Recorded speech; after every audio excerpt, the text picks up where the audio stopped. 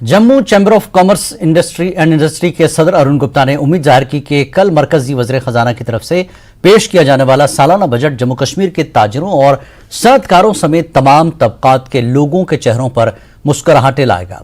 उन्हें बहुत उम्मीद है कि हुकूमत जम्मू कश्मीर के सनअती शोबे के लिए कुछ बड़ी सौगात लेकर आएगी, क्योंकि सनअती शोबा ही रोजगार के मौके पैदा करने का अहम जरिया है।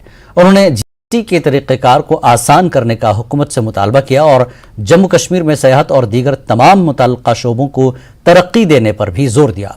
जम्मू में न्यूज़ 18 के नुमाइंदे समीर भट्ट ने chamber of commerce and industry के सदर अरुण गुप्ता के साथ बातचीत की।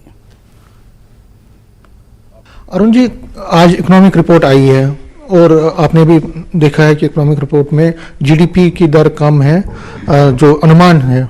इंटरनेशनल मॉनेटरी फंड ने भी कहा है कि जो जीडीपी है वो कम रहेगा, लेकिन ज़ाहिर तौर पर रिसेशन है, ग्लोबल रिसेशन है और उसका इम्पैक्ट इंडिया पे थोड़ा बहुत ही रहेगा।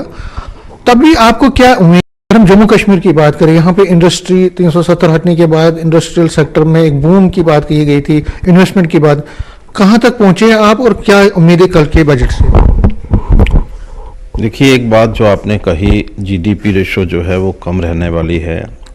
वर्ल्ड लेवल पे एक रिसेशन है जिसकी वजह से ये सारी चीज़ें हो रही हैं। फिर भी हमारी इकॉनमी जो है बड़ी स्ट्रॉन्ग है, मजबूत है। लेकिन बजट के ऊपर जब भी बजट की चर्चा होती है तो हर एक की एक उम्मीद जागती है हर एक को कि भाई इस साल का बजट जो है वो पीपल फ्रेंडली होगा। इसलिए मैं अनऑर्गेनाइज सेक्टर के जो बिजनेस कम्युनिटी के लोग हैं, मैं उनके लिए कहूँगा, आज हमारी हालत जो है, जो बिजनेसमैन है, मैं स्पेशली बिजनेसमैन की बात करूँगा, क्योंकि देखिए आज जो बजट का फोकस होता है, हमेशा होता है, वो फार्मर्स के प्रति होता है। एग्रीकल्चर सेक्टर जो है वो इम्पॉर्टेंट सेक्टर है, होना भी चाहिए।